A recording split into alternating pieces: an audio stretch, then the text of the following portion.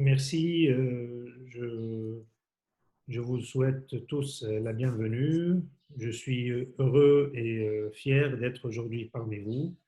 Je remercie FIBA qui m'a donné la possibilité de participer avec vous tous sur un thème qui est intéressant dans ce basket, ce sport qu'on aime tous et qui nous réunit aujourd'hui. Donc, encore bienvenue à vous. Et on va essayer de voir aujourd'hui un peu les douleurs de l'épaule du basketteur.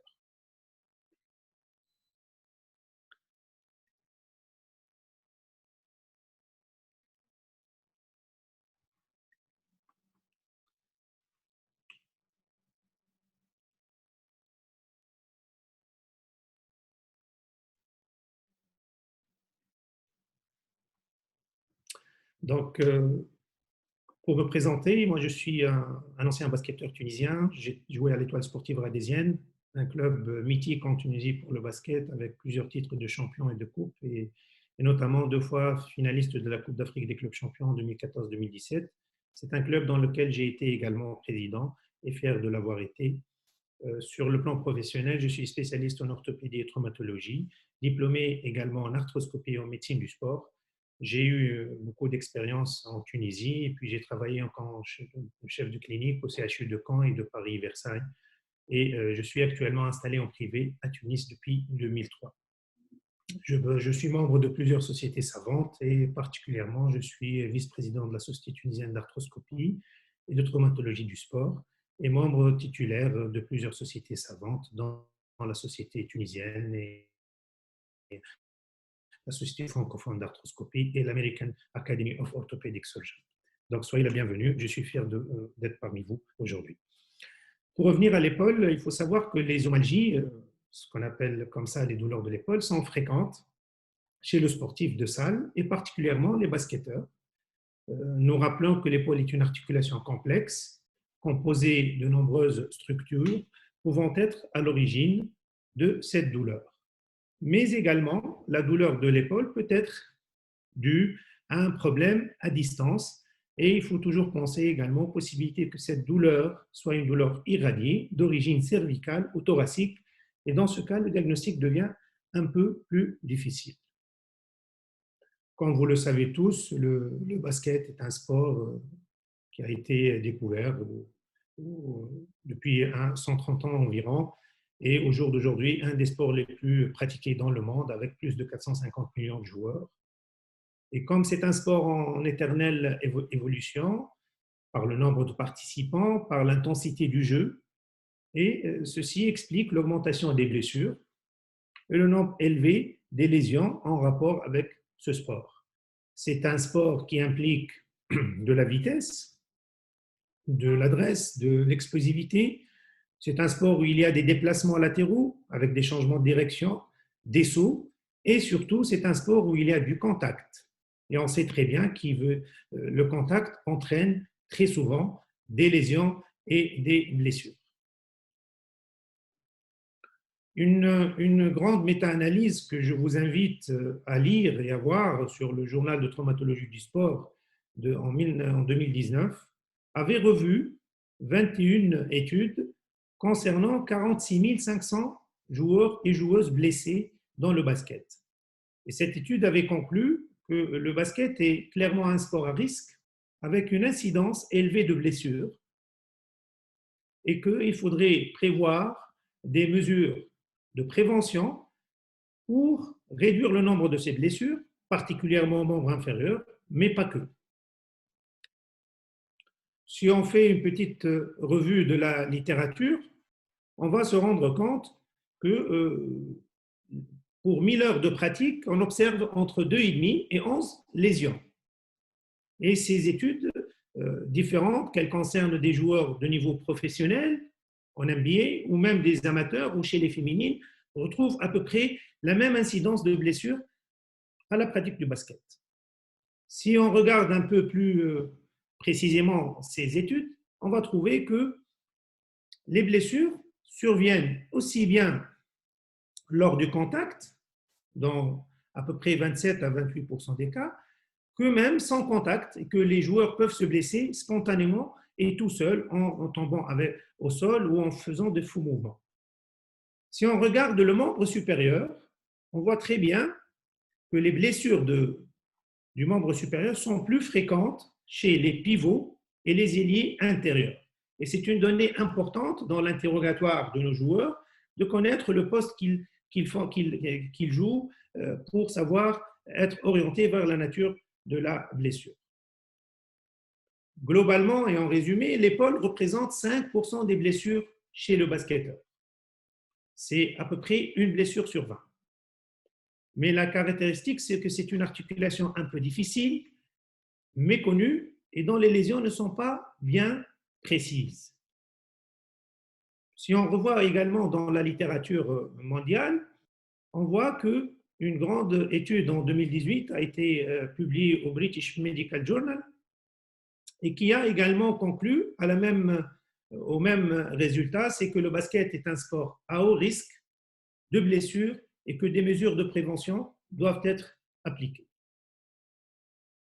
Concernant les blessures à l'épaule, si on regarde très bien sur ce tableau, on va voir que celle-ci représente dans cette méta-analyse à peu près 4,5% des blessures, mais qu'elles sont plus fréquentes chez les hommes et encore plus fréquentes chez le très haut niveau. Donc, si on regarde le très haut niveau, ces blessures représentent à peu près 8% des blessures du basketteur de très haut niveau. Ce qui explique que quand on regarde les matchs de NBA, on a souvent des joueurs qui sont blessés, qui se plaignent de leur épaule avec de longues périodes d'absence. L'épaule est une articulation qui est méconnue et on va essayer de voir sur quelques planches anatomiques cette articulation qui est composée en réalité de 3 espaces. C'est la gléno-humérale entre l'humérus et le scapula, l'acromioclaviculaire entre la clavicule et l'acromion, et enfin la sternoclaviculaire entre le sternum et la clavicule. Toutes ces 3 articulations bougent et interviennent de manière simultanée quand on élève le bras. Ceci est permis également par 2 espaces de glissement.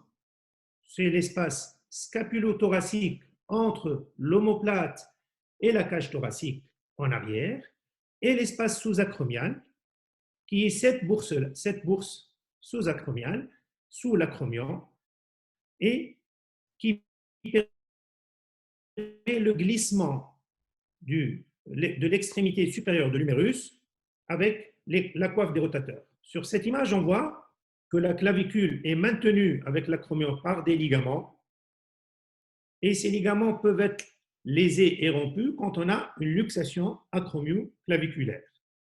Il faut également se rappeler de cette image-là parce que cette bourse-là est une bourse qui est potentiellement à l'origine de beaucoup de douleurs dans les tendinites de la coiffe des rotateurs qui est une des pathologies les plus fréquentes et qu'on verra tout à l'heure. Dans notre démarche diagnostique, on doit faire un interrogatoire minutieux qui doit être suivi par un examen physique complet, méthodique. Et selon les résultats de cet interrogatoire et de cet examen physique, on va demander une imagerie. L'imagerie est souvent des radiographies standards, mais parfois une échographie ou même une IRM quand on suspecte certains types de pathologies qu'on verra au fur et à mesure de cette présentation. L'interrogatoire doit chercher le niveau sportif, le nombre d'années de pratique du basket, l'ancienneté de ces douleurs, l'existence ou non de traumatisme, car ceci va nous orienter vers une fracture, vers une luxation. Le type de cette douleur, son horaire, est-ce qu'elle est irradiée ou non? Et enfin, la recherche d'autres symptômes tels que la perte de force. L'examen de l'épaule doit être méthodique, comparatif et fait sur un sportif torse nu. On va rechercher l'existence d'une amyotrophie, de l'ascension ou d'une déformation au niveau de l'épaule. On va également palper les zones douloureuses et surtout quantifier la mobilité en abduction, en élévation antérieure, en rotation externe et en rotation interne avec la manœuvre du doigt dans le dos. Toutes ces mobilités doivent être quantifiées et notées. On va également quantifier sur le patient allongé la limitation de la rotation interne. Pourquoi la rotation interne? Parce que c'est un signe qui nous oriente vers le diagnostic de conflit postéro-supérieur, qui est une pathologie fréquente dans les sports de lancer et qui touche certains basketteurs. Donc, il faut quantifier la rotation interne sur du membre dans cette position et on voit ici que cette épaule droite ne part pas en rotation interne de façon symétrique par rapport à l'épaule gauche qui est plus libre. On doit également rechercher les signes d'instabilité. C'est quoi l'instabilité? L'instabilité donne des douleurs, elle donne également des luxations récidivantes de l'épaule et le signe primordial, c'est le signe de l'appréhension. En fait, on met notre sportif allongé avec le bras à 90 degrés, le coude dans cette position et on essaye de pousser par le doigt sur la tête humérale. Et dans ce cas, cette manœuvre-là va déclencher une sensation de luxation imminente. Et là, c'est le signe de l'appréhension qui est positif. C'est un signe pathognomonique de l'instabilité antérieure de l'épaule qui est une pathologie fréquente chez le basketteur. On cherche également d'autres signes tels que le sulcus signe, vous allez voir ici, c'est la mobilité anormale de l'épaule. Et on voit ici comment ce jeune homme arrive à subluxer son épaule spontanément. C'est un signe d'une hyperlaxité et qu'on observe dans les instabilités multidirectionnelles. On va voir ici qu'on arrive à provoquer ce signe avec cet espace ici au niveau de l'épaule en tractant uniquement sur le bras. On va ici également tester l'élévation du bras. Quand on a une abduction passive supérieure à 105 degrés, c'est un signe de rupture du ligament gléno-huméral et ceci est un signe d'instabilité également antérieure. Donc, ce sont des signes importants à connaître.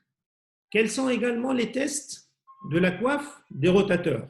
On a dit tout à l'heure que la coiffe des rotateurs était une des zones qui pouvaient être à l'origine de la douleur de l'épaule et il est important de faire les tests adéquats. Donc, pour chercher un conflit ou une tendinopathie, on fait le test de Yukun. Il consiste à mettre le bras dans cette position et puis la main sur l'épaule contralatérale et demander au joueur de soulever son coude contre résistance. Cette manœuvre va déclencher de la douleur au niveau du moignon de l'épaule. Le palm pump test ou speed test qui permet de tester le long biceps, c'est une manœuvre de mettre l'épaule à 70 degrés d'élévation antérieure et de demander au patient de soulever le bras contre résistance et dans ce cas, on a une douleur antérieure. Les autres tests de la coiffe des rotateurs, on va tester le tendon subscapulaire par la manœuvre du décollement de la main du dos. On demande à notre joueur de mettre le doigt et la main dans le dos et puis, contre résistance, de décoller cette main du dos. Si cela déclenche de la douleur, le test est positif. De la même manière, pour tester le muscle supraépineux, c'est mettre le bras dans cette position et demander toujours au patient de soulever son bras contre résistance. Enfin, l'infraépineux ou sous-épineux est testé dans cette manœuvre en mettant le bras dans cette position et en demandant au patient de tourner le bras en arrière contre résistance. Toutes ces manœuvres, en cas de tendinopathie, sont positives par le déclenchement de la douleur et en cas de rupture des tendons, il y a une insuffisance et une incapacité à faire ce mouvement. Ce sont des tests à retenir qui sont très faciles à faire en consultation ou même sur le terrain et qui nous orientent vers des pathologies précises. Maintenant, qu'est-ce qu'il faudrait faire en termes d'imagerie? La radiographie standard, elle est très importante. C'est l'examen de débrouillage de première intention on fait une radio de l'épaule de face avec les 3 rotations. Si on suspecte une lésion de la coiffe des rotateurs, on demande un profil de Lamy. Si on suspecte une instabilité, on demande un profil de Bernajoux. Tous les radiologues savent le faire. C'est des examens faciles à réaliser dans un centre de radiologie qui dispose du minimum de moyens. Quand est-ce qu'on fait l'échographie? Elle a une place quand on suspecte une pathologie tendineuse ou quand on a un épanchement de l'articulation. Enfin, l'arthroscanner, il a sa place uniquement dans les ruptures de la coiffe et quand on veut vérifier l'instabilité par la distension de la poche articulaire. L'IRM reste un examen exceptionnel. Il est fait quand on suspecte une lésion du bourrelet, ce qu'on appelle les slap lésions, on les verra tout à l'heure, et quand on suspecte une rupture de la coiffe des rotateurs. On va voir maintenant les différentes pathologies au terme de cet examen. On peut les répartir en pathologies qui donnent des douleurs aiguës. Ce sont les douleurs post-traumatiques, qu'elles soient des fractures, des luxations ou bien des ruptures de la coiffe, ou des douleurs aiguës non traumatiques qui sont beaucoup plus rares. Et dans ce cas-là, il faut penser aux arthrites inflammatoires et aux infections qui ne sont pas nulles chez le basketteur. Les douleurs chroniques sont des douleurs moins précises, mais elles nous orientent vers des pathologies de 3 types. D'abord, la coiffe des rotateurs, soit des tendinites, soit des calcifications, soit des ruptures microtraumatiques, des douleurs nerveuses qui proviennent du rachis cervical ou d'un syndrome canalaire du membre supérieur, ou les autres douleurs, c'est l'instabilité et les lésions du bourrelet. Enfin, le 4e chapitre qui est exceptionnel, ce sont des douleurs extrapolées qui proviennent du thorax, des côtes. Concernant les lésions traumatiques, on a dit les fractures, et la première, c'est la clavicule. On voit ici une fracture de la clavicule qui survient souvent dans le match ou lors de l'entraînement, et c'est un choc direct du coude sur la clavicule qui entraîne ce genre de fracture. Le traitement, souvent, c'est la chirurgie chez le sportif de haut niveau, mais on peut, quand on a un niveau moindre, faire un traitement orthopédique avec un bandage en 8, avec ce mécanisme-là, à garder pendant 1 mois. Et globalement, l'arrêt du sport, il est de 3 à 4 mois.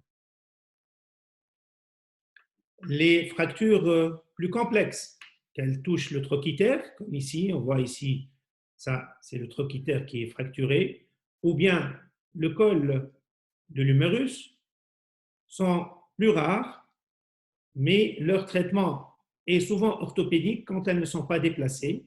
Quand c'est des fractures plus complexes, c'est une indication purement chirurgicale et l'arrêt du sport, il n'est pas court, il est minimum de 6 mois. Très souvent, ces lésions complexes s'accompagnent de lésions musculaires associées et donc le sportif reprend à un niveau inférieur.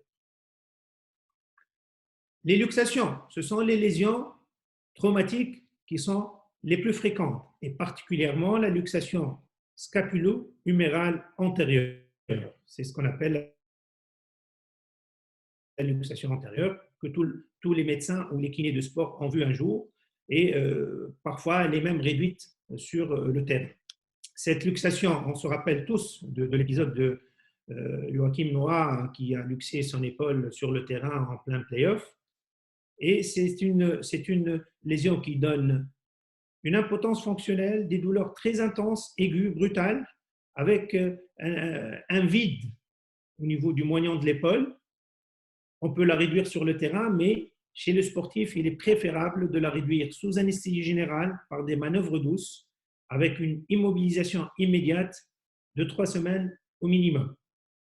Il faut savoir que ces luxations évoluent dans la moitié des cas vers l'instabilité antérieure et que le repos, il est de 3 à 4 mois. La luxation postérieure, elle est exceptionnelle chez le sportif. mais je la décris parce qu'on peut la voir chez les jeunes sportifs qui ont un problème neurologique et des crises d'épilepsie. Ça a été observé. Et la difficulté, c'est le diagnostic, parce que quand on fait une radio, on a l'impression que la tête humérale est en place. Et en fait, c'est le scanner qui permet de diagnostiquer la luxation postérieure. D'autant plus que ces luxations postérieures ne donnent pas beaucoup de douleur et ne donnent pas de déformation au niveau de l'épaule. On peut imaginer qu'avec une tête humérale en place de cette manière-là, on n'a pas de déformation à voir et on n'a pas l'impression que l'épaule est luxée. C'est pour ceci que souvent ces luxations sont diagnostiquées à distance du traumatisme par une limitation de la mobilité. La luxation acromio-claviculaire entre l'acromion et la clavicule, c'est une lésion fréquente par choc direct sur le moignon de l'épaule et elle peut avoir un signe de piano, c'est-à-dire quand on met le doigt sur la clavicule, on a l'impression que c'est un glaçon à l'intérieur de l'eau. Cela descend et remonte. C'est ce qu'on appelle le signe de piano. On peut le classer en 4 types et seuls le troisième et le quatrième type sont à opérer. Les luxations sternoclaviculaires, elles sont exceptionnelles, mais il faut les reconnaître.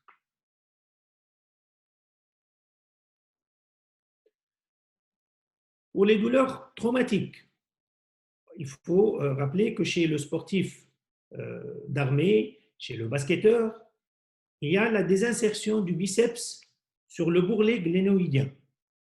C'est ce qu'on voit sur cette vue arthroscopique. On est à l'intérieur d'une épaule droite et on voit ici le tendon du biceps et là, c'est le bourrelet qui est désinséré. On arrive avec cette pince à passer sous le bourrelet entre la glène, ici la glène, ici le tendon du biceps et ici le bourrelet. On arrive à passer ce qui est anormal. Normalement, toute cette surface est accolée et c'est ce qu'on appelle les lésions SLAP. Ce sont des lésions en anglais supérieur labral from anterior to posterior lesion. C'est les SLAP lésions. C'est surtout les sports de lancer. Et chez le basketteur, on les voit souvent chez les pivots contreurs parce qu'ils se mettent en position de lancer et ils arrivent à contrer l'adversaire et par conséquent à faire ce genre de traumatisme. Elles sont classées en 4 types. Les plus fréquentes, celles qu'on vient de voir tout à l'heure, c'est les SLAP de type 2. Et elles sont spécifiques parce qu'elles nécessitent chez le sportif de haut niveau très souvent de la chirurgie. On se rappelle tous que certains sportifs de très haut niveau aux États-Unis ont eu une carrière arrêtée pendant à peu près 6 mois à la suite de ce genre de lésions. Le plus connu, c'est Ewing et puis Brunson aussi de Dallas. On va voir ici un cas typique opéré, qu'on a opéré chez un sportif, un basketteur. Voilà la désinsertion ici, ça c'est la glène. Ici, on fait un avivement de cette osseux, de cette zone-là. On repère le passage d'une encre. L'encre, c'est un mécanisme qui contient des fils. On va voir l'encre qui va entrer ici avec les fils. Voilà. On pousse avec au marteau cette encre-là à l'intérieur de l'os. Et on récupère ces fils-là avec lesquels on va faire des nœuds sur le tendon. Et ces nœuds-là, on va les serrer, ce qui va permettre de réinsérer sous arthroscopie cette lésion SLAP. Et on fait un premier point postérieur, et puis on va refaire un deuxième point antérieur.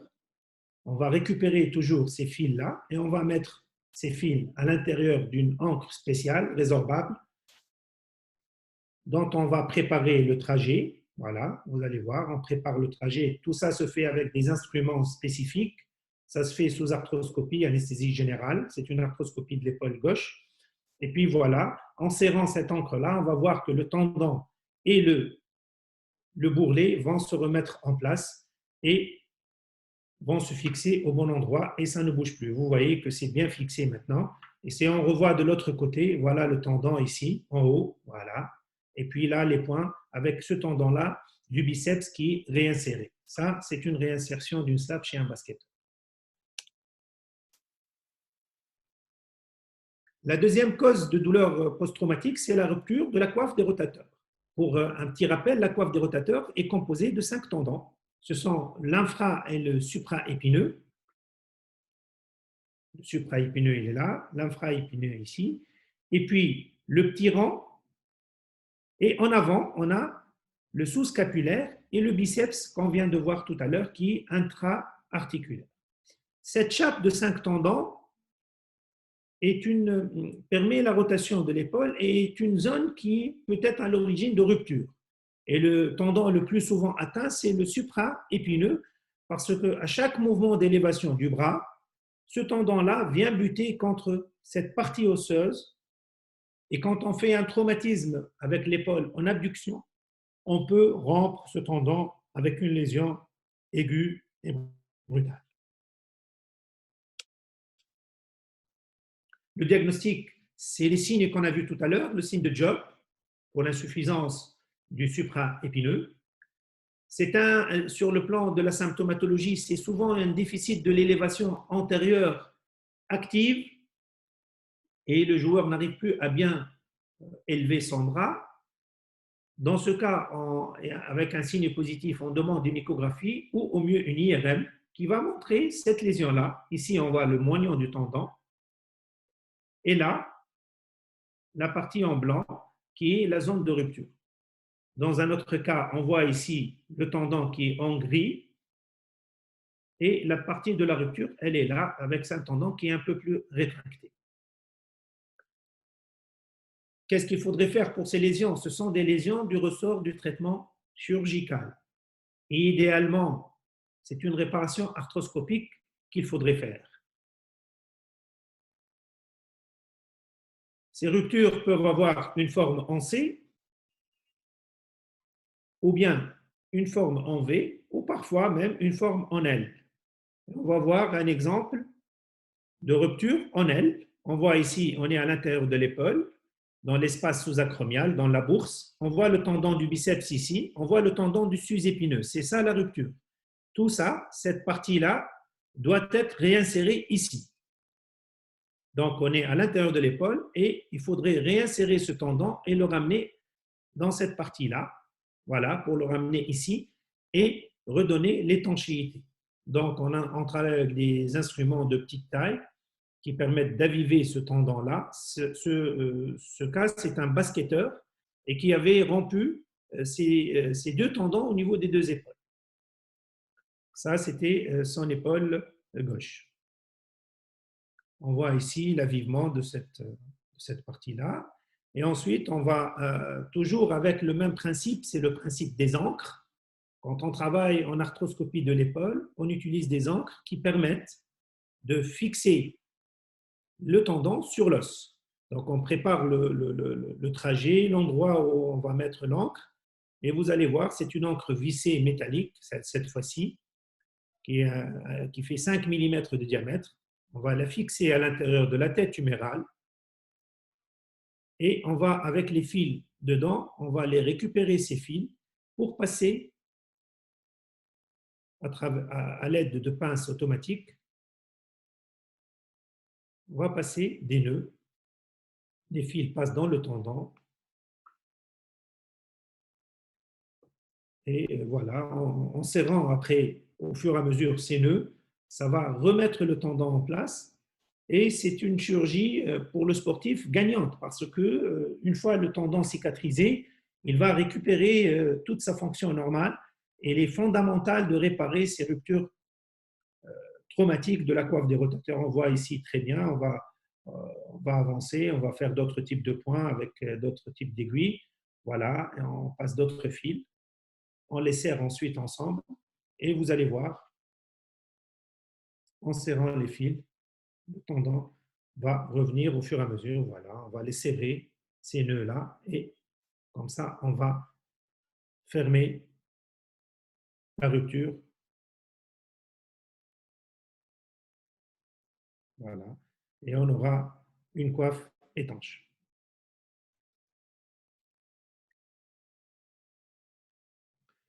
On va passer au deuxième chapitre des douleurs aiguës. Ce sont les douleurs aiguës non traumatiques. Elles sont beaucoup plus rares chez le sportif et le basketteur en particulier. Mais il faut savoir toujours qu'on peut observer la goutte par défaut de régime ou des arthrites inflammatoires microcristallines. Et donc, ça, tout le monde le sait, c'est du ressort de la biologie et du ressort de la médecine interne. Il faut penser aux zonas qui donnent des douleurs pour le zona thoracique au niveau de l'épaule. Chez les enfants, ne pas oublier l'ostéomyélite qui peut être due à une infection osseuse et entraîner des douleurs intenses accompagnées de fièvre avec une radiographie normale. Donc, il faut y penser chez le basketteur quand on a affaire à un enfant ou un adolescent. Ne pas oublier également l'arthrite septique, car nos sportifs, et on le sait très bien, sont souvent infiltrés. Ils sont souvent infiltrés au niveau de l'épaule, et quand les règles d'asepsie ne sont pas respectées, on peut observer des arthrites avec impotence fonctionnelle, de la fièvre et un bilan biologique qui est perturbé. On passe maintenant au chapitre des douleurs chroniques. Et on a dit tout à l'heure que la cause principale des douleurs chroniques de l'épaule, c'est la coiffe des rotateurs. On a les tendinopathies, la rupture et les calcifications. La deuxième cause, c'est l'instabilité, qui est la conséquence des luxations récidivantes. C'est également le conflit postéro-supérieur ou les SLAC lésions chroniques. Enfin, on a les douleurs d'origine nerveuse. Ce sont des douleurs fréquentes. Elles sont classiquement connues comme des névralgies cervico-brachiales ou des syndromes canalaires du membre reçu. Enfin, exceptionnellement, on peut observer des causes qui ne sont pas liées ni au sport ni à autre chose, mais on peut voir même des tumeurs. Ça a été vu chez des sportifs et des basketteurs.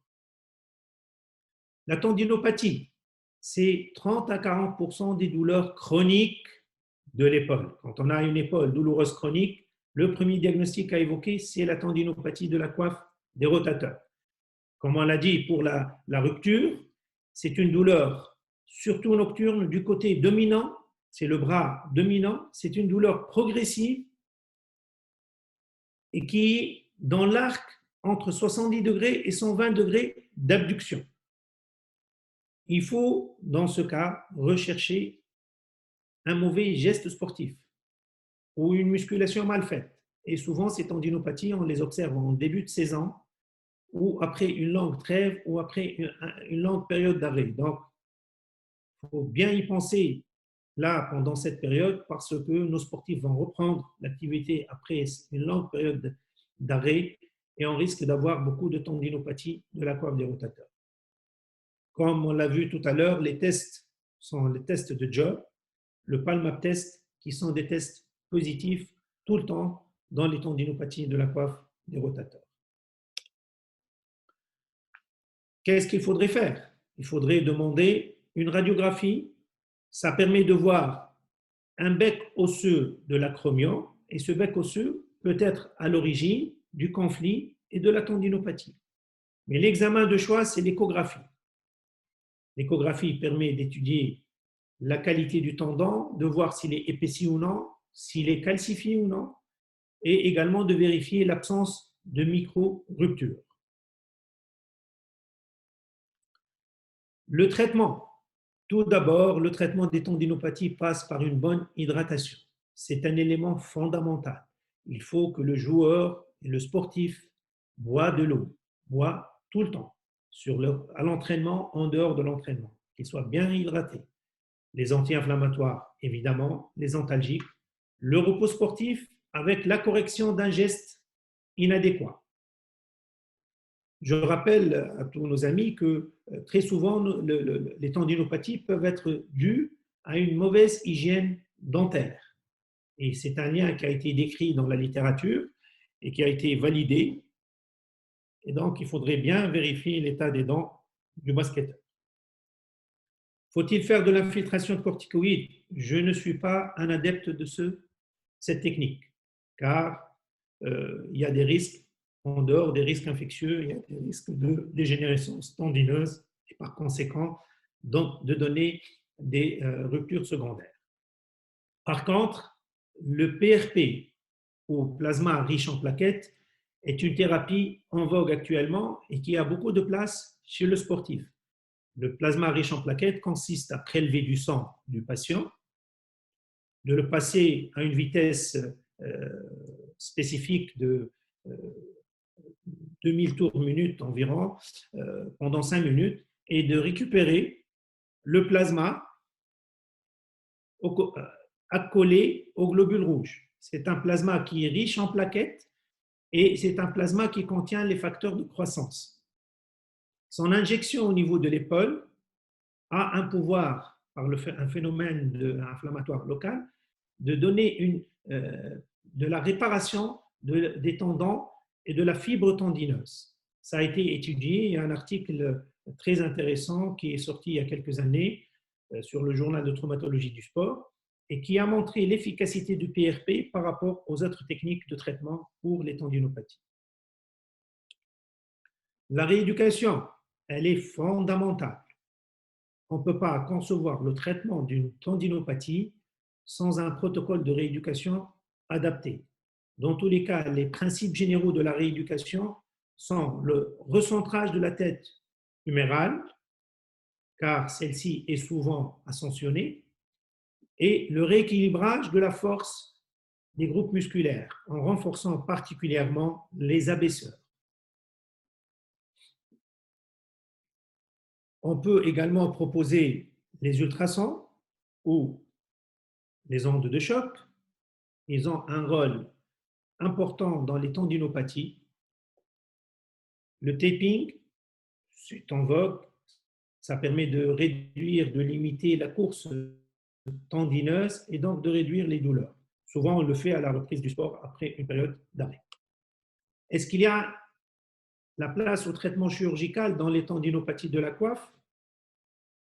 Elle est rare et exceptionnelle. Elle se limite au cas où il y a un bec osseux, comme ici, au niveau de l'acromion, et qu'on résèque sous arthroscopie. On va venir avec une fraise arthroscopique et reséquer ce bec osseux, ce qui permet de rendre l'acromion horizontal. Ça concerne à peu près 5% des tendinites de l'épaule et ça s'adresse qu'aux acromions qui sont crochus de type 3 ou de type 2. L'indisponibilité après tendinite, elle n'est pas négligeable. Elle est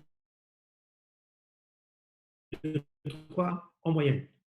Si on fait reprendre un sportif plus rapidement, le risque, c'est la chronicité de la lésion et le passage vers des micro-ruptures qui vont s'étendre et donner des ruptures plus larges de la coiffe des rotateurs avec une plus longue période d'arrêt.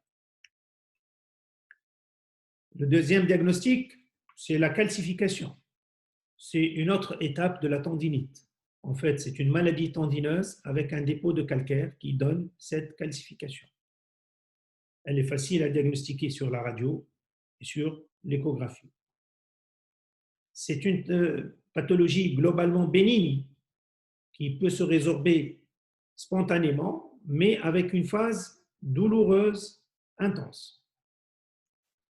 Mais le traitement de choix, c'est la trituration échographique, qui consiste à venir avec une aiguille perforer la calcification sous contrôle de l'échographe.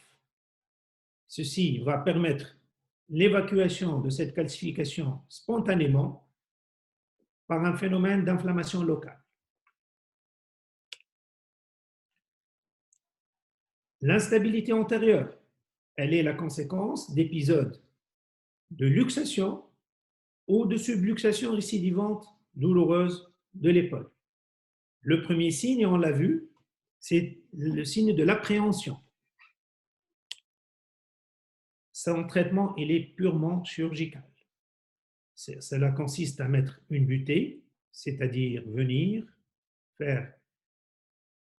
prendre l'apophyse coracoïde et la poser ici sur le rebord de la glène et la maintenir avec une vis. On voit ici sur cette vue chirurgicale, ici c'est la glène, ici c'est le tendon du coracobiceps avec l'apophyse coracoïde qui est fixé sur le bord antérieur et inférieur de la glène de cette épaule gauche. C'est un geste qui donne un résultat de l'ordre de 95% de très bons et bons résultats et qui est meilleur que le bancarte arthroscopique qui a été longtemps proposé pour les sportifs, mais qui donne un taux d'échec beaucoup plus important.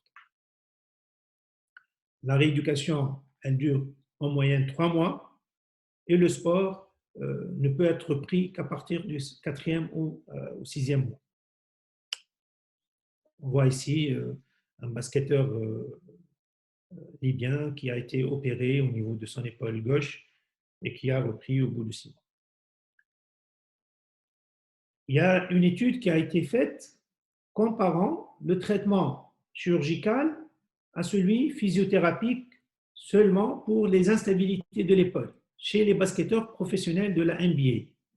C'est une étude récente qui est sortie en 2019 et qui a conclu que les joueurs de la NBA ayant eu une intervention chirurgicale pour instabilité de l'épaule ont joué en moyenne plus de matchs au cours des 3 saisons suivantes comparativement aux joueurs traités sans chirurgie.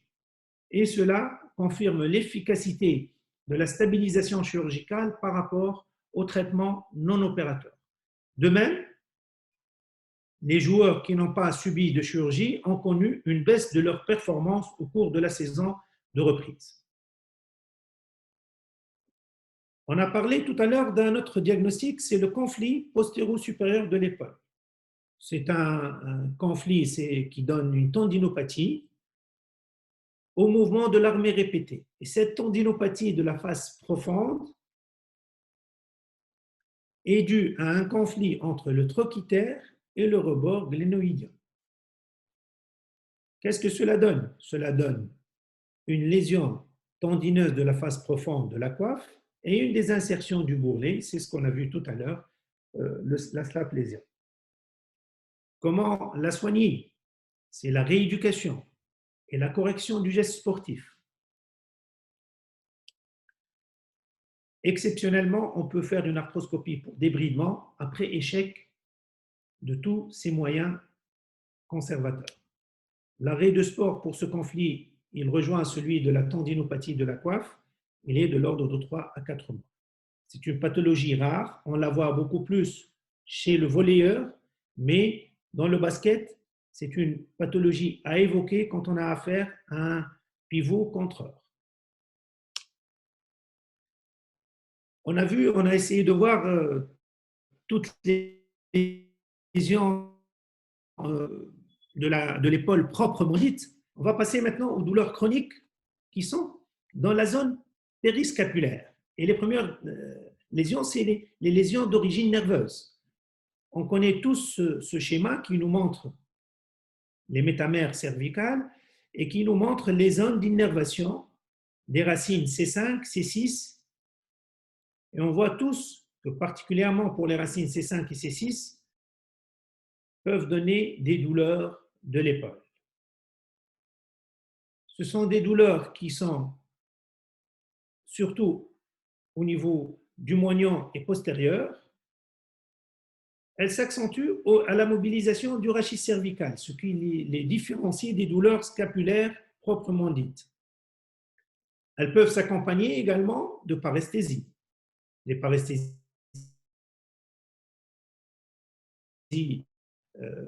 radiculaires. Parfois, une abolition du réflexe bicipital. Donc, il est très important quand on examine un sportif, un basketteur, de bien tester la sensibilité et de voir les réflexes. Le diagnostic, il est d'abord radiologique. Ensuite, si on a un déficit ou si on a une douleur chronique, ne pas hésiter à demander une IRM. Quel est le traitement? C'est l'immobilisation par un collier cervical, les tractions, les manipulations. Et ça, c'est le travail du rééducateur. La chirurgie, elle est exceptionnelle. Elle n'a de place que on a un échec du traitement médical au-delà de 6 mois et si on a apparition d'un déficit neurologique. Cela consiste à faire une dissectomie et à fusionner ces deux vertèbres, comme on voit ici, par un mini abord horizontal au niveau du disque C5, C6.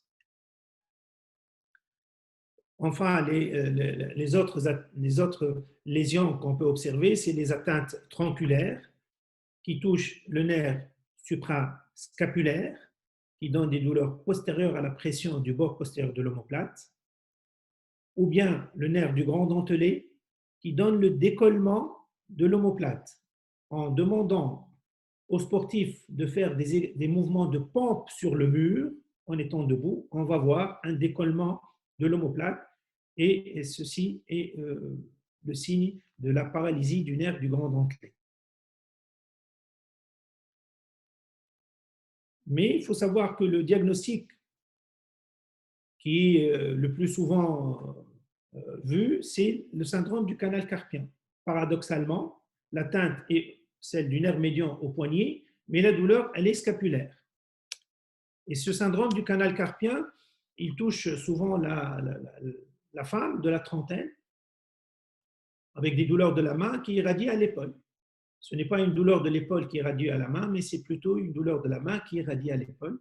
Il faut y penser quand on a des paresthésies nocturnes, quand on a des chutes d'objets, ou quand on n'arrive plus à sentir le ballon. Qu'est-ce qu'il faudrait faire? Un électromyogramme. Cet électromyogramme des membres supérieurs va permettre de confirmer le diagnostic, et le traitement, il est au début sous forme d'antalgique, d'orthèse, parfois des anti-inflammatoires. Surtout, ne pas proposer l'infiltration. On voit ça régulièrement avec des patientes qui viennent avec des syndromes du canal carpien infiltrés. C'est péjoratif pour le nerf, ça n'apporte rien. C'est un problème qui est purement mécanique de compression, et l'infiltration ne donne aucun résultat.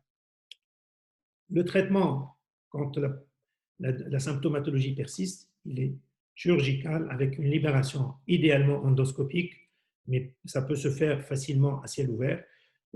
Juste pour l'expérience, voilà, le canal carpien, c'est là. Et la libération endoscopique consiste à couper ce ligament par une canule avec un système d'endoscope avec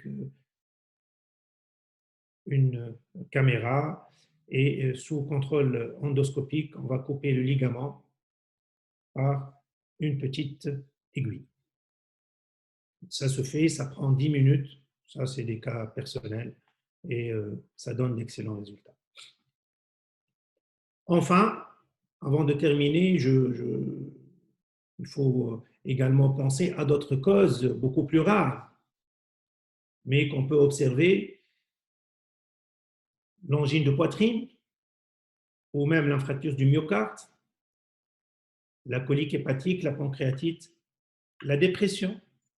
C'est une des causes de la douleur de l'épaule. Il faut y penser dans un terrain particulier, un joueur en fin de carrière, un niveau sportif qui se dégrade. En conclusion, qu'est-ce qu'il faudrait retenir? La pathologie de l'épaule du basketteur est fréquente. Elle est méconnue, mais j'espère beaucoup moins après aujourd'hui. Elle prête à confusion.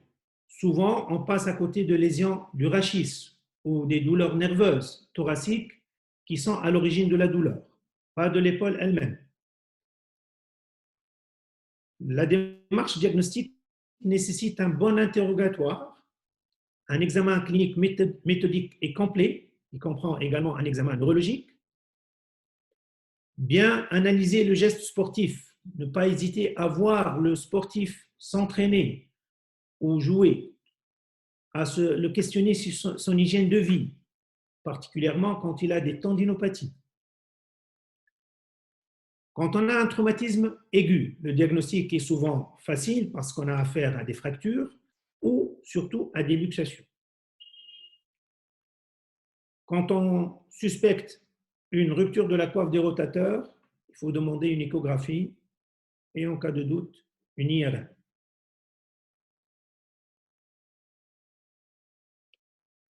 Quand on a une suspicion de lésion du bourrelet, ne pas hésiter à demander l'IRM. Devant une douleur de l'épaule chronique, le premier diagnostic, c'est le conflit sous-acromial et les tendinopathies. Et dans ce cas, le diagnostic, on l'a vu, c'est clinique, associé à une radiographie et à une échographie.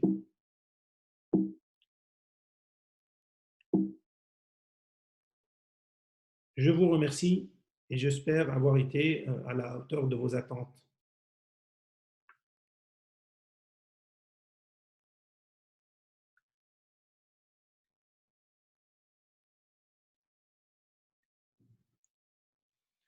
J'ai essayé de montrer cette image du contre de notre Mejli national sur Kevin Durant qui a dû lui donner des douleurs de l'épaule à ce Durant. Merci à vous.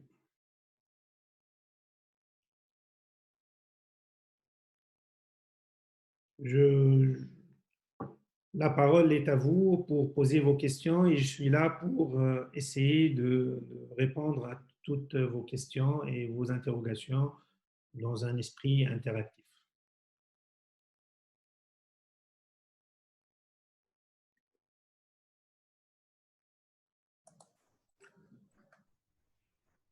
Bien, docteur, merci.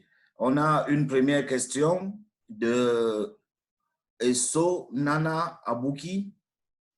Comment expliquer la douleur chronique à la reprise des championnats? Quelle est la relation entre les soins dentaires et la douleur à l'épaule? Merci. C'est une bonne question.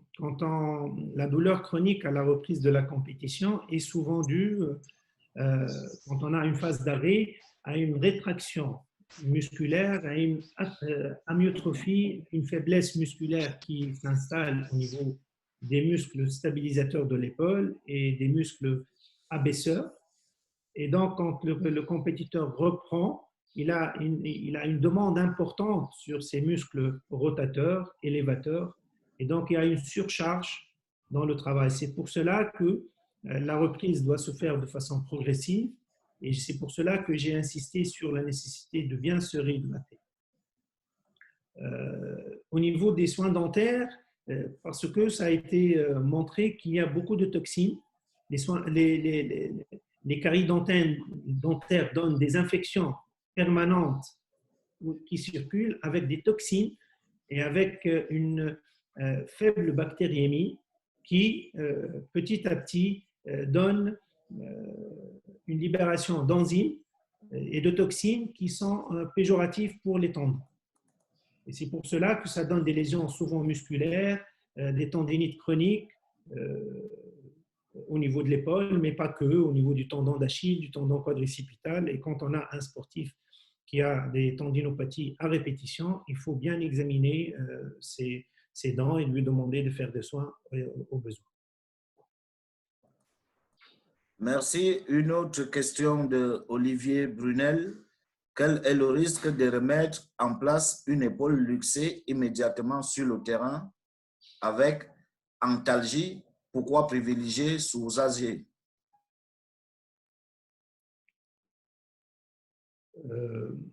La réduction de l'épaule sur le terrain est possible. Elle est possible. Il demande quel est le risque de remettre en place une épaule luxée immédiatement sur le terrain avec antalgie. Et pour la suite, pourquoi privilégier sous-âgé? Tout d'abord, on n'est pas certain que ce soit une luxation isolée, parce qu'il a été démontré qu'on peut avoir une luxation avec une fracture associée, qu'elle soit du trochitaire ou du col chirurgical de l'humérus. Et dans ce cas, essayer de forcer un peu sur le terrain pour la remettre peut aggraver les lésions. Ça, c'est la première raison.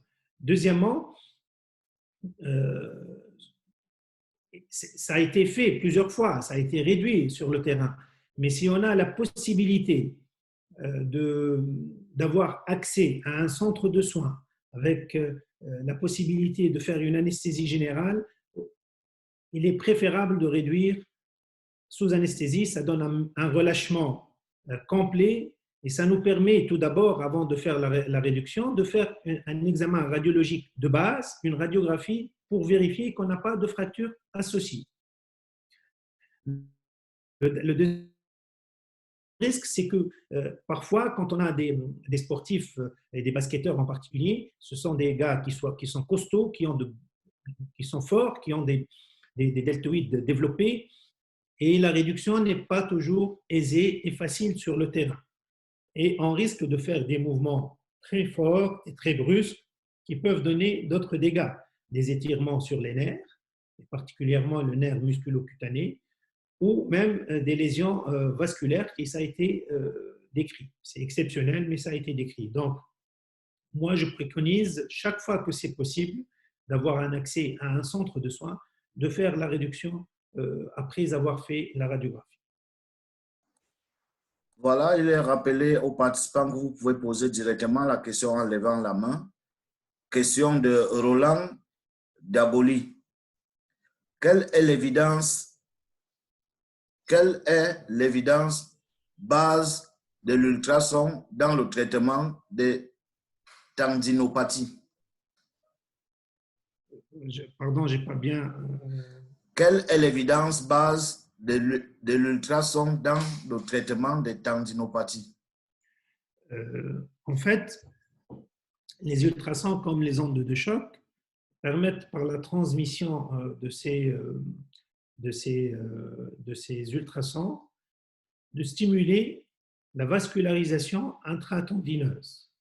Et donc, ça améliore la vascularisation tendineuse et donc ça améliore le phénomène de cicatrisation. Ce n'est pas propre uniquement aux lésions tendineuses. Au jour d'aujourd'hui, même ce principe est utilisé pour stimuler la consolidation osseuse aussi dans les pseudarthroses ou dans les retards de consolidation.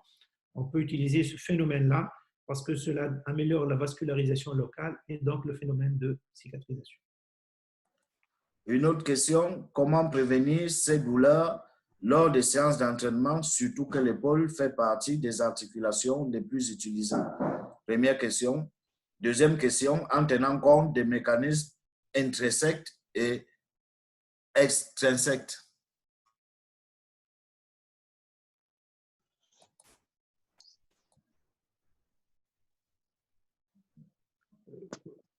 Patrick, vous pouvez répéter la question, la première? Comment prévenir ces douleurs lors des séances d'entraînement, surtout que l'épaule fait partie des articulations les plus utilisées? Donc, il précise en tenant compte des mécanismes intrinsèques et extrinsèques. La meilleure prévention, d'abord, c'est la bonne réhydratation. J'insiste dessus. Deuxièmement, c'est le bon étirement. En échauffant essentiellement le deltoïde et les pectoraux tout d'abord. Et ne pas hésiter à faire des exercices de pendulaire au niveau de l'épaule comme mécanisme d'échauffement. Enfin, troisième élément, c'est ne pas hésiter à faire des tapings quand on commence à reprendre l'activité après une période d'arrêt ou après une période de repos pour autre raison ou pour autre chose. Donc, l'échauffement, la réhydratation et puis surtout miser sur le deltoïde et les pectoraux. Voilà, on a une question directe de Piki. Ouvrez votre micro et posez la question directement. Ok, merci beaucoup, docteur, pour la présentation. Merci à tous les participants pour leur disponibilité. J'aimerais savoir... Allô, vous m'entendez? Oui, oui, je vous entends, oui, bien sûr. D'accord. J'aimerais savoir le fait de soulever les masses pour faire de la musculation, le fait de casser les pompes pour faire la musculation, est-ce que ça a une incidence sur les douleurs de l'épaule? Est-ce que c'est déconseillé pour les joueurs? Merci. D'accord, merci pour la question. En fait, il n'y a pas d'exercice qui est contre-indiqué chez le basketteur en particulier.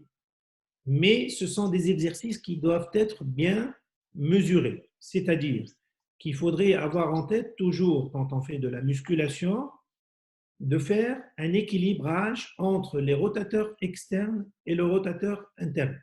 C'est-à-dire que si on fait des exercices en salle de musculation, il faudrait que les exercices, si on renforce un groupe musculaire, tel que les rotateurs internes comme le sous-scapulaire par exemple, il faudrait que ce soit compensé également par un renforcement des rotateurs externes, qui sont surtout le sous-épineux et le petit rang. Donc, il ne faudrait pas faire un ensemble d'exercices uniques en particulier et éviter de renforcer les autres muscles. Ça doit être fait en coordination avec un préparateur ou avec un kinésithérapeute ou avec quelqu'un qui a l'habitude des groupes musculaires. Et donc, l'essentiel, c'est de faire les exercices en tenant compte des équilibres musculaires de l'épaule. On a une question de Dr Prudent qui va vous la poser directement. Oui. Ok, merci beaucoup pour la présentation. Au fait, c'est par rapport à nos athlètes et j'avais posé la question en ce qui concerne la prévention surtout. Et vous avez vraiment très bien répondu, je vous remercie pour cela. Mais par contre, nous connaissons nos athlètes, ce qu'ils sont, et lors des séances d'entraînement, c'est beaucoup plus... vous me recevez, j'espère? Oui, oui, je vous entends très bien. Voilà, merci beaucoup. Donc, eux, c'est un peu de la tricherie. Quand c'est les étirements, c'est ces séances d'étirement, ils n'insèrent pas dans leur mode de vie. Eux, c'est le ballon directement.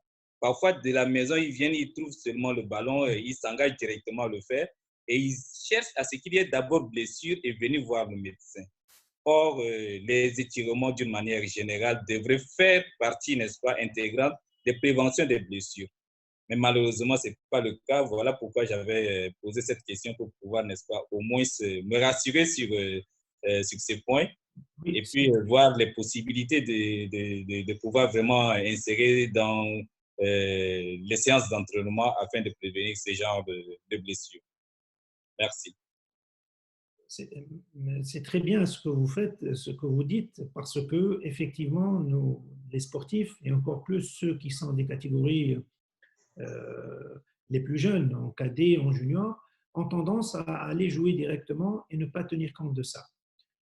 Et là, c'est le rôle de l'encadrement technique. Il faudrait que le médecin ou le kiné de l'équipe ou les gens qui tournent autour de ces joueurs arrivent à sensibiliser les encadreurs et les techniciens. Ne pas hésiter, moi je donne toujours des conseils à nos amis, à nos collègues, de leur dire ne pas hésiter à faire des présentations, apporter un ordinateur, prendre 15 minutes pour expliquer d'abord au technicien, à l'entraîneur. C'est quand on explique à l'entraîneur, c'est lui qui va transmettre parce que ces basketteurs, ils ont envie de jouer, ils ont envie de compétition et donc ils ont tendance à aller directement au jeu. D'abord, il faudrait que l'entraîneur participe. Donc, quand l'entraîneur est sensibilisé, il va adapter sa séance et ses séances d'entraînement avec des exercices spécifiques qui vont pousser à l'étirement. Et puis, il y a beaucoup d'exercices qui se font même avec le ballon et qui consistent à faire des étirements avec ballon. Donc, ne pas hésiter à impliquer le technicien. Quand lui-même il est conscient de ça, il va essayer lors de son entraînement de pousser ses jeunes et ses joueurs, même en senior, à faire ces exercices d'étirement. Ils vont comprendre que ça, c'est très important. C'est un travail de longue haleine, mais ça donne des résultats à la fin. J'espère avoir répondu à votre question, Prudent. Merci. Il y a le docteur Tariq qui a une question à poser. Docteur Tariq, allumez votre micro, s'il vous plaît.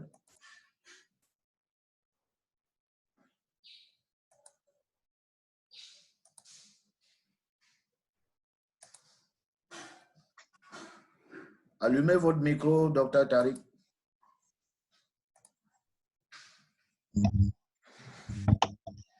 OK, docteur Abdallah l'a fait avant lui, donc on passe au docteur Abdallah. Oui, je vous écoute. Lui aussi, il a perdu son micro là. Bonjour, vous m'entendez? Oui, oui, Abdallah, oui. Benamour, je vous remercie pour la présentation.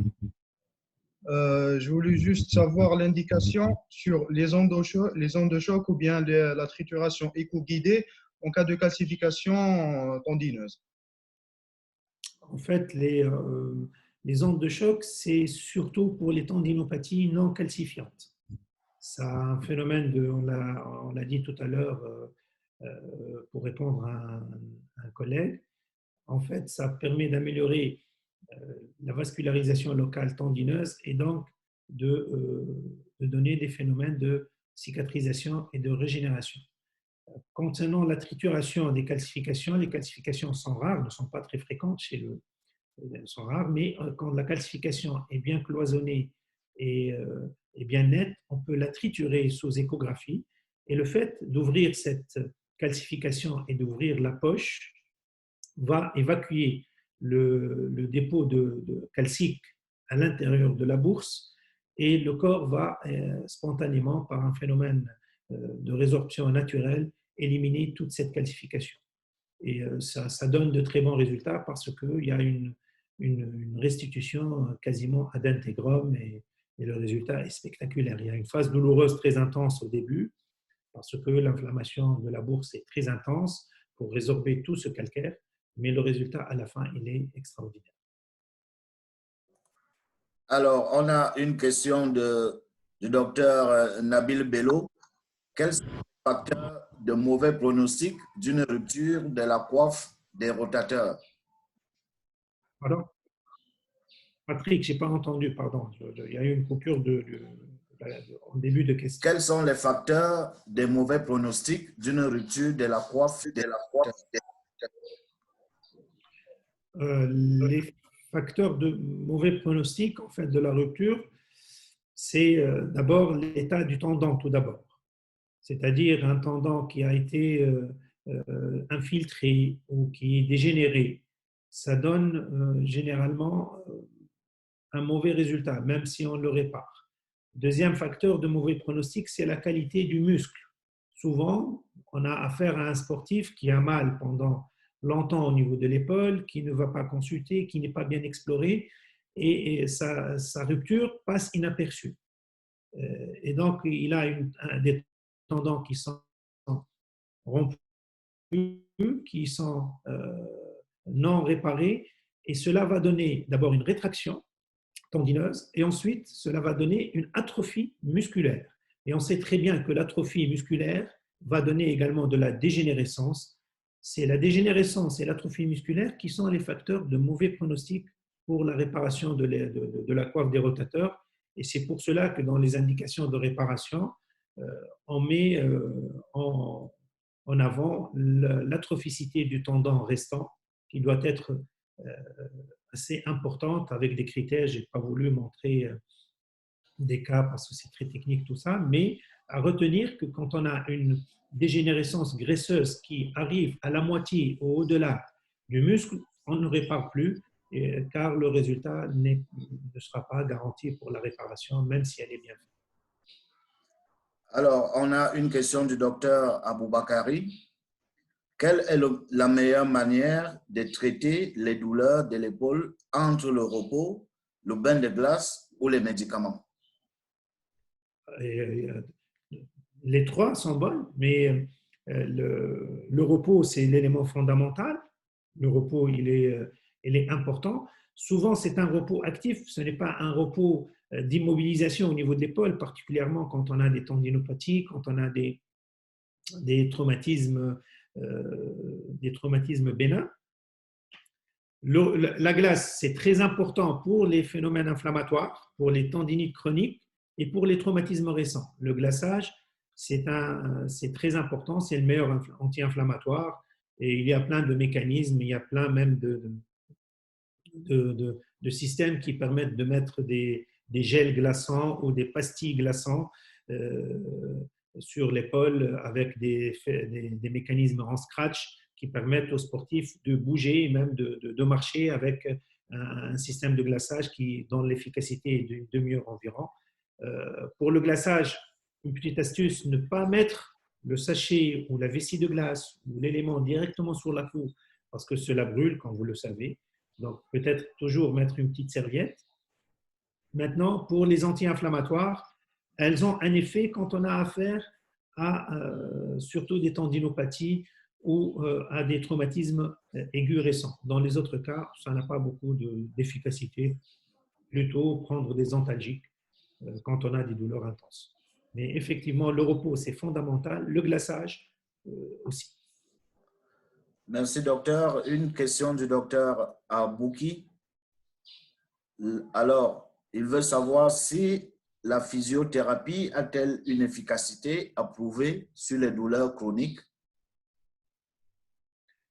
La physiothérapie, dans les tendinopathies, ça a de l'efficacité. Ça a de l'efficacité dans les tendinopathies. Pour les autres lésions qui sont les SLAP lésions chroniques ou autres, un peu moins, mais dans les tendinopathies qui quand même représentent 40% des lésions de la coiffe, ça a de l'efficacité et on peut l'essayer. Une autre question. Est-ce qu'un échauffement mal conduit ou insuffisant avant un match de basket peut avoir un effet néfaste sur la santé musculaire? Absolument. Au niveau de l'épaule, on n'a pas beaucoup d'élongation, à l'opposé des autres articulations du membre inférieur, où on peut observer des élongations ou des déchirures musculaires. Au niveau de l'épaule, c'est très rare, c'est exceptionnel. D'ailleurs, c'est pour cela que c'est un chapitre que je n'ai pas beaucoup évoqué. Mais l'échauffement est fondamental. L'échauffement permet de prévenir surtout les tendinopathies. J'insiste dessus, c'est très important. Bien échauffer les muscles, bien étirer les muscles, c'est très important pour éviter les tendinopathies et éviter les conflits. Surtout le conflit postéro-supérieur qui est dû à une asymétrie entre les muscles rotateurs internes et muscles rotateurs externes. C'est pour cela que les étirements sont importants, que l'échauffement est très important pour la prévention des douleurs de l'épaule chronique. Et comme je l'ai souligné tout à l'heure, quand on fait de la musculation, il faut bien doser les exercices, renforcer aussi bien les rotateurs internes que les rotateurs externes. Donc l'échauffement, oui, c'est très important à faire pour l'épaule. On va prendre la question du docteur Camara. D'accord. Bonjour docteur et merci pour la présentation. Bonjour. Ok. Après la rééducation et après la réduction et des soins d'une luxation de l'épaule au cours des matchs, quels sont les conseils pouvez-vous nous donner par rapport à sa reprise du match? Moi, je préfère quand on est devant deux situations. Soit c'est une luxation qui survient la première fois, ce qu'on appelle la primo-luxation. Et dans ce cas, il faut savoir qu'on a des dégâts aigus sur les ligaments antérieurs de l'épaule et particulièrement le ligament gléno-huméral inférieur.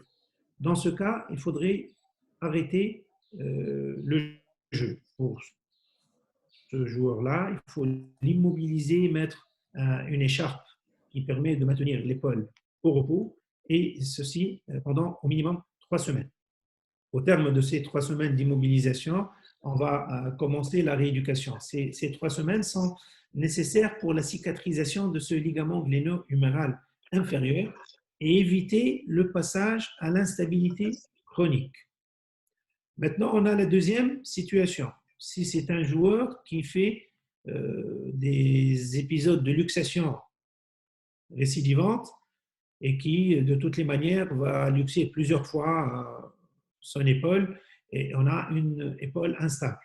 Ce genre de joueur, quand on lui réduit son épaule, il arrive à rejouer parce qu'il a une telle distension des éléments capsulaires et ligamentaires que son épaule ne tient pas très bien. Donc, il peut arriver à rejouer, mais le niveau de compétition et le niveau de jeu, il n'est pas au top. Donc, il peut, au besoin, à la limite, lui-même, il arrive à rejouer, c'est bon, mais ce genre d'épaule, de préférence, il faut les proposer pour une chirurgie et un geste définitif de stabilisation pour éviter une distension et des épisodes de luxation récidive. Voilà, on va prendre le docteur Eswazina, qui a une question à poser lui aussi. Oui. Oui, merci encore, docteur, pour la présentation. Lors des matchs, on a pu voir chez certains joueurs ce que nous appelons vulgairement le déboîtement de l'épaule. Et sitôt il se relève, on tire le bras et ça revient en place et il continue de jouer. Oui. Est-ce que ce genre d'attitude, c'est bien indiqué ou il lui faut normalement un repos, une rééducation? Deuxième question,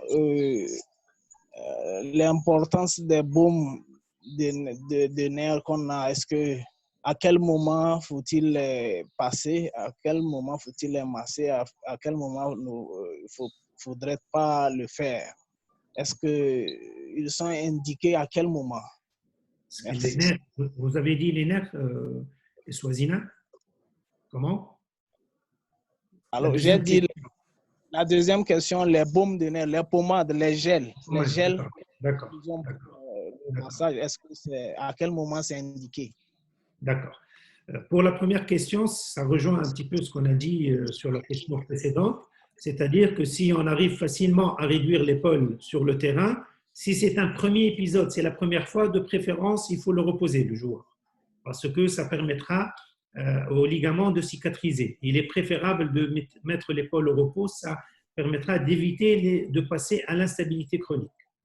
Maintenant, si c'est un épisode qui survient habituellement et qu'on le réduit sur le terrain, là, le déboîtement de l'épaule va survenir de nouveau, mais ça n'empêchera pas le joueur de reprendre le sport. Hein. Ça, comme vous le dites bien, il peut reprendre effectivement, mais ça, on est dans la situation de l'épaule chronique instable. Ça, il faudrait le proposer après pour un geste de stabilisation définitif.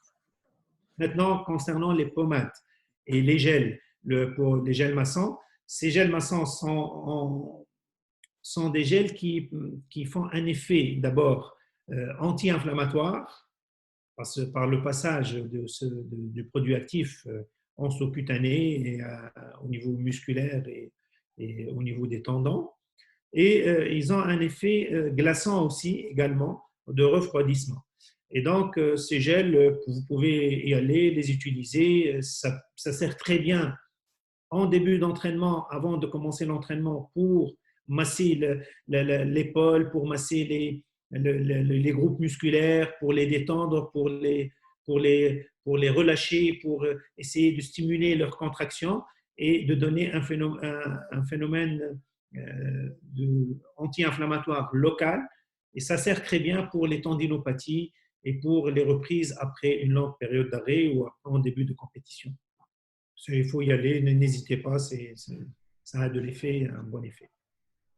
Une question du docteur Bello. Y a-t-il un intérêt d'explorer une épaule, c'est-à-dire une radiographie, une échographie, dans le cadre d'une visite médicale systématique?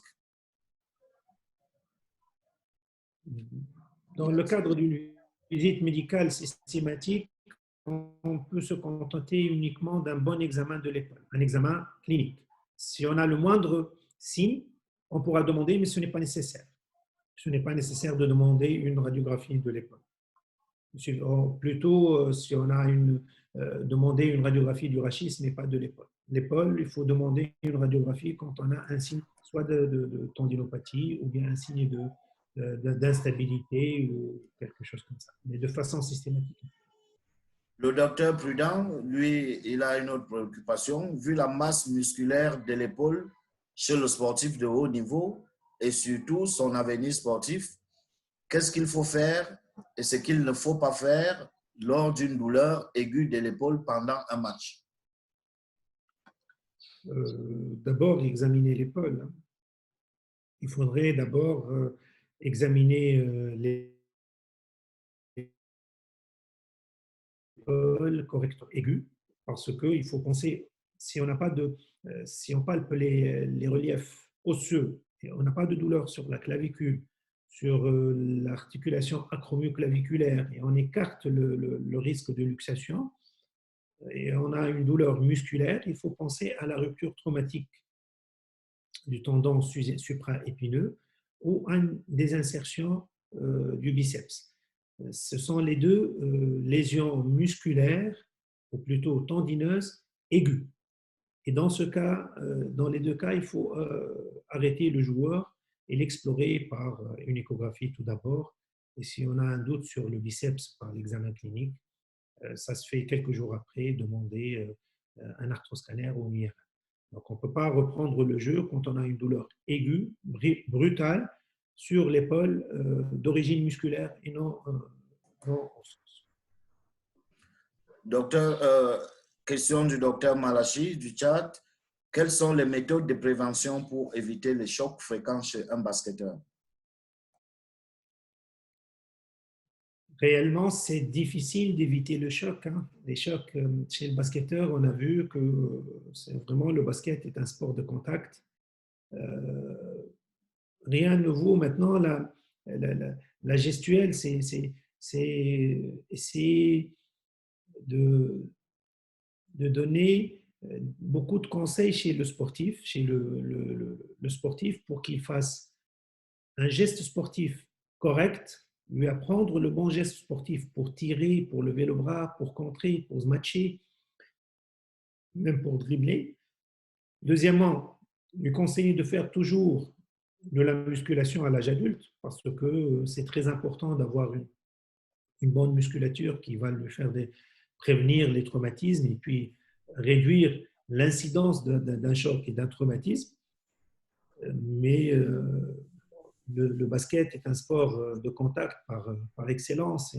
C'est difficile d'éviter le contact, de prévenir le contact, mais travailler le geste sportif et surtout faire de la musculation. Ce sont les deux choses qui sont à conseiller. Alors, docteur, on a une préoccupation de Miari, d'Andriana de Madagascar, qui pose une question fondamentale. Elle demande ce qu'il faut faire lorsqu'on est dans une délégation et qu'un joueur se fait mal, a une douleur à l'épaule et il n'y a pas de médecin à côté, si vous n'êtes pas médecin.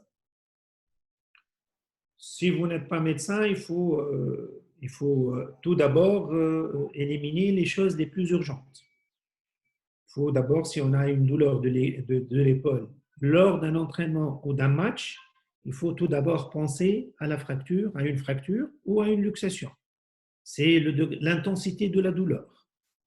C'est si vous arrivez, vous allongez votre joueur, votre blessé, si vous êtes sur le terrain, vous êtes en tant que kiné, d'accompagnateur, vous l'allongez, vous essayez de faire des mouvements passifs. Vous bougez doucement l'épaule.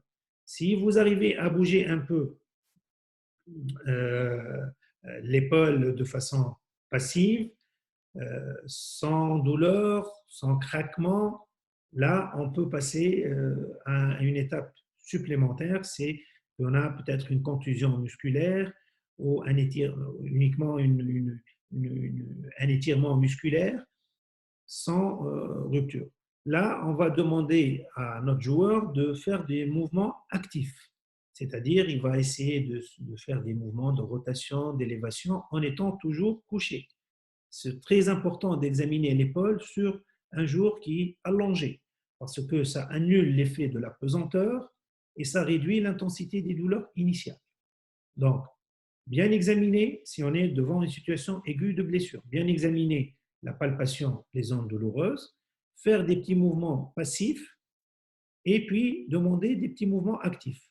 Si on a une douleur intense, dans tous ces cas, il faudrait mettre une écharpe, garder le coude lié au coude au corps avec une petite écharpe, ne pas reprendre le match ou l'entraînement et l'amener faire les explorations nécessaires. Maintenant, si le joueur a une douleur en dehors du match, là, on passe dans le cadre des douleurs non traumatiques. il faut tout d'abord écarter les choses urgentes. Prendre la température, le questionner sur l'horaire de cette douleur. Est-ce qu'elle est aiguë? Est-ce qu'elle revient? C'est une douleur chronique. Si on est dans la situation de chronicité, c'est souvent, on a dit, c'est souvent des tendinopathies qui sont dues à de la fatigue musculaire. Il faut peut-être le dispenser d'un entraînement ou d'un match. Mais si on a d'autres signes tels que la fièvre ou de la douleur intense, de l'impotence, là, ça devient du ressort d'une consultation médicale. Mais sur le terrain, si vous n'êtes pas médecin, si on est kiné, c'est bien tester passivement l'épaule en position allongée. Ça, c'est fondamental. Une question du docteur Aboubakari. En cas de déchirure lors d'un match, quels sont les soins d'urgence, ce qu'il faut et les mesures d'accompagnement et les cas de déboîtement aussi? Vous pouvez répéter le début de la question, s'il vous plaît, Patrick? En cas d'une déchirure lors d'un match, quels sont les soins d'urgence qu'il faut, les mesures d'accompagnement qu'il faut, et même si ça concerne le cas de déboîtement? C'est immobiliser l'épaule, mettre de la glace. Immobiliser l'épaule, mettre de la glace. Donner un antalgique de préférence en injection pour garder notre joueur à jeun, ne pas lui donner à manger ni à boire, parce qu'il y a des réflexes de donner à boire aux sportifs quand il est blessé sur le terrain, alors qu'on sait très bien que si on a besoin de faire une anesthésie générale, il faut une petite période de jeûne. Et donc, lui, si vous lui donnez un antalgique, il vaut mieux préférer des antalgiques en injection. La glace et l'immobilisation par un bandage avec le coude au corps, il faut dans un kit d'urgence, dans n'importe quel kiné, quel médecin de sport, il faut avoir une petite écharpe à bout de bras et ne pas hésiter à le mettre. Ça, c'est les premiers réflexes. Il faut également penser à voir que si dans ce traumatisme, on n'a pas de choses beaucoup plus graves. Parce qu'on peut avoir un traumatisme vertébral, cervical, lors d'un traumatisme de l'épaule aigu. Et si on a un déboîtement, maintenant, si c'est un déboîtement habituel, chronique, récidivant, essayer de le réduire si ça vient très facilement, ok, mais sinon, il faut s'abstenir et attendre, laisser notre joueur arrêter le sport, l'amener dans une structure de soins la plus proche pour faire la radiographie, tout d'abord éliminer une fracture, et puis s'il a un déboîtement, le réduire sous anesthésie générale. Alors, on a une question du docteur Gay. Bonjour mon ami, merci beaucoup pour votre intervention. Merci. Et félicitations. Merci. Je voudrais seulement faire une petite remarque, c'est que moi, à mon avis, j'ai été médecin d'équipe. Je pense que je ne suis pas tellement pour une luxation récidivante. Je suis pour un traitement immédiat, adéquat, dès que la première luxation est effectuée. Parce que tout compte fait, quand elle est récidivante, l'athlète est diminué sur le terrain et il est susceptible de refaire sa luxation dès qu'il y a un faux mouvement du bras. Je pense que dès qu'il y a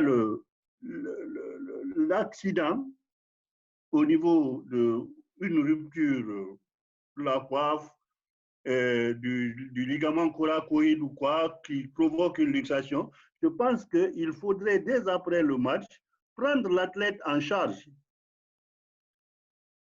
donner ce qu'il faut pour le traitement immédiat, position antalgique, donner des antalgiques, des anti-inflammatoires pour calmer, mais dès le lendemain, de soumettre à des examens radiologiques et pour que la thérapie soit plus efficace et certainement proposer pour une intervention chirurgicale si le cas est patent.